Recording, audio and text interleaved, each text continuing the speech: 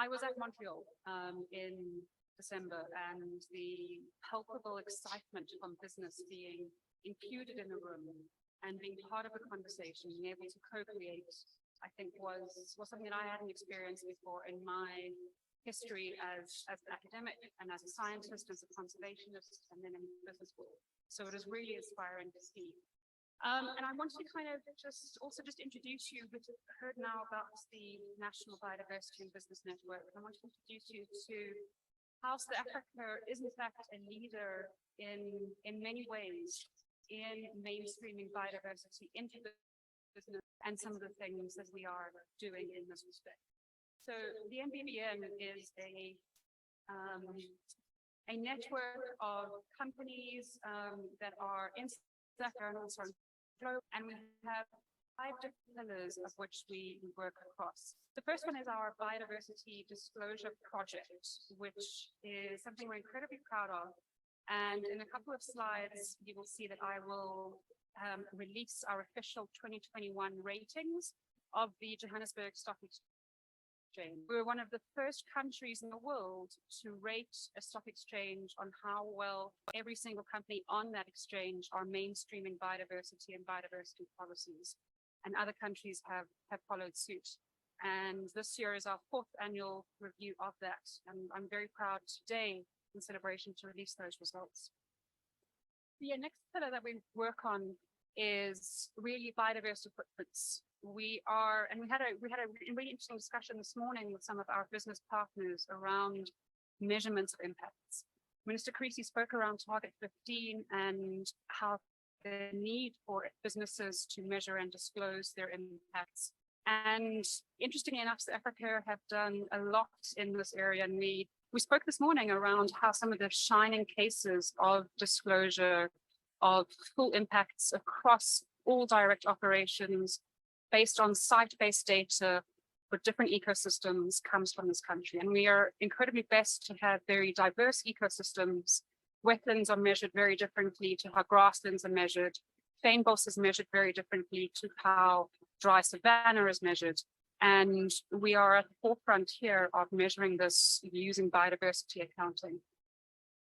We also recognized in our journey with working with companies that thought leadership and pieces are needed. And so we produced a couple of different documents. Some of them are very technical, but as the EWT, we've really focused on making public our expertise and our knowledge based on the ground biodiversity management and improvement. There's one thing for companies to measure their impacts and disclose their impacts. We want to see the next step. We want to see this vision of 2050 of improving management. We want to see protected areas increasing and what the role of the private sector is in doing that. And so we've also then established a network globally with, for example, Business for Nature, Capitals Coalition. We have a mining and biodiversity working group where we brought mining companies from all over Southern Africa to discuss how we can collaborate just on the theme and topic of biodiversity. Biodiversity within ESG is incredibly complex, and we have made some bits in integrating that, but there's a lot of work still to be done. And part of what we then decided to do was we will try, and I was a quote this morning was some people still, and some companies still don't know how to spell ESG. How can we expect them to measure and report upon biodiversity?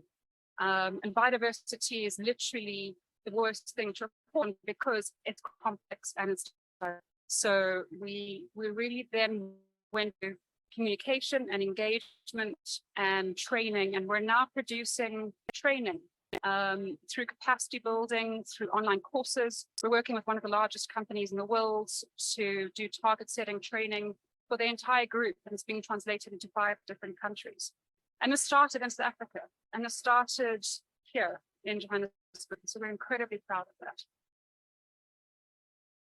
Next slide, please. We then really wanted to unpack now to Target 15. The reason we're here, the Global Biodiversity Framework, how ready is South Africa to meet Target 15? What does this mean for companies? We're under incredible stress in this country 3 is reporting burden on companies. Companies are faced daily with very economic constraints and pressures that we're under. And so there's also coming from Europe and all over reporting and disclosure frameworks. This is what I like to call the alphabet soup. There's a whole bunch of acronyms. And so we can't spell ESG. So now we have to start spelling TNFD and what that stands for. And so really we need to unpack what that does it mean for our ecosystems that we're incredibly blessed with. And what does it mean for our companies? And how can we support our companies? And how can we engage government in both learning from each other and supporting each other on how best to build back biodiversity? And so I'm very pleased to present the results of the 4th annual Biodiversity Disclosure Project ratings. We have rated every single company on the Johannesburg Stock Exchange, as well as several of the state-owned enterprises. This is the official launch. You can download the document at that address, and there's in the room as well. 294 companies from publicly available documents and their policies.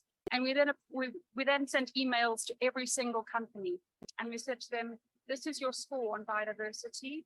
Would you like to engage more? Would you like to learn more? And I think astonishingly to those of us in biodiversity conservation, most companies didn't want to have a conversation. And we need to make that conversation across the board. We need to have that conversation. So our results very broadly show only 104 companies recognize biodiversity as a material issue. This means only 104 companies listed on the Johannesburg Stock Exchange and state-owned enterprises had a score above 0. And so let me unpack that a bit more. Public policies, different questions. So each question had a score of 0 to 4.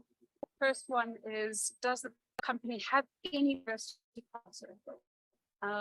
Seen now, which is interestingly enough, is that the average score over the time period has increased. People are now recognizing diversity is coming for them. And this is because policies are in place. This is because leadership is in place. This is because the global biodiversity framework happened.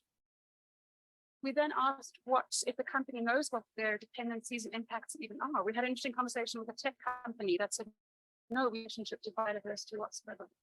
And he said, well, where do you source your raw goods from? Oh no, it comes from China. Where does that come from? Oh no, we don't know. People have lost that relationship.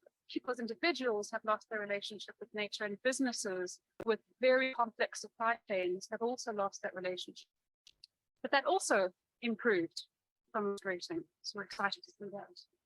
We then asked if the company measures biodiversity impacts and dependencies. And we're not there yet. This is the crux of it, is that we need to move the conversation through them. We went all the way down to whether the company has a strategy, targets, KPIs, whether it has biodiversity action plan, whether it disclose their risks and performance. And so if we're expecting all large companies to disclose those, the average score is less than 0.2 out of 4 for all companies on the Johannesburg Stock Exchange. We're far way off. It's quite sobering. And I think it shows that, yes, we're steadily shifting the needle, but in South Africa and across the globe, we need to do more. And I just want to put this into light before this is all doom and gloom, as we heard earlier. This same methodology was repeated for the IBEX 35 stock exchange and similar results. So if we go on to what these results are unpacked a little bit further in terms of sectors and companies, this is where we're sitting in terms of sectors. And the companies in this room, I think, represent where we are in basic materials and energy, recognizing biodiversity is a material impact for their company, and that they have to start measuring and disclosing their impact. And then, unsurprisingly, I think technology came in last, as I said, very little comprehension of this. And this is where the youth lie. There was a lot of focus on, and in Montreal, around bringing the youth in the conversation. And the youth are tech savvy. The youth, we need to engage with them, we need to understand this, because unless we're doing that, I think we're going to be even further behind. And so, yes, that's just a quick snapshot of how many companies recognize biodiversity. For the first time, consumer states, more than half of the companies identified biodiversity. Is a bit of a shock. The biggest transformers of ecosystems is generally agriculture. We need to feed people, but we need to do so in a sustainable way.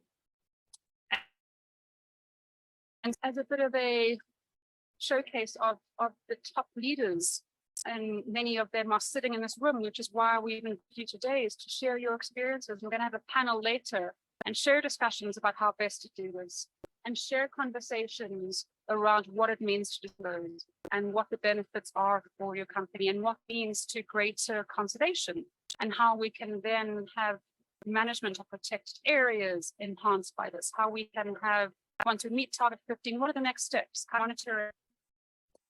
And so this brings us to another great success.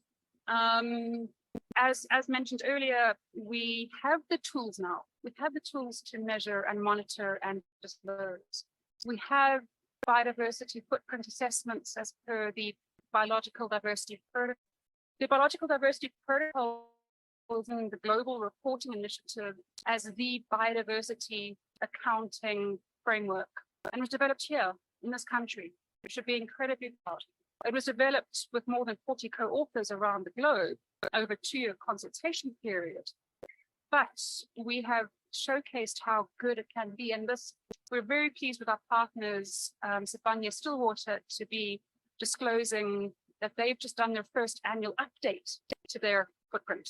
Not only have they disclosed their entire footprint impacts, they're now monitoring changes to that, and they're monitoring and tracking their changes towards their targets.